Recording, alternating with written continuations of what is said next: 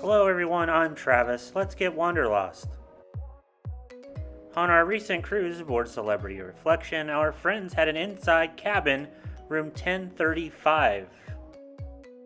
This room is obviously on deck 10 near the front of the ship on the port side.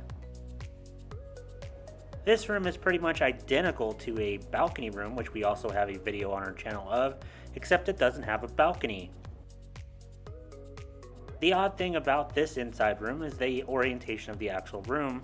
So the bed is actually perpendicular to the actual ship. So when a ship rolls side to side, it actually rolls for your head to toe.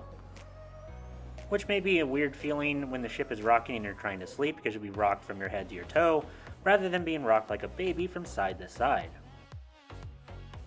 In this room, there is only one set of outlets over by the desk. There is a mini bar, which is part of your refrigerator, but please remember that those items are not included in your drink package.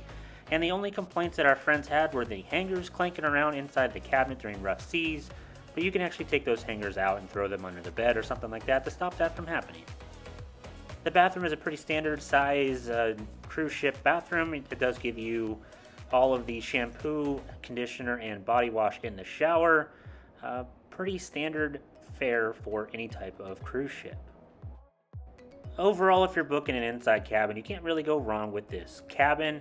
It has all the updated amenities. The only thing that it really could have is more outlets, but that's a problem with the entire ship and not this room in general. If you have any questions about this room or any of our videos on Celebrity Reflection, please leave them in the comments section below.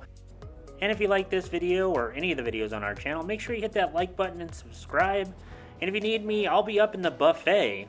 Thanks for watching.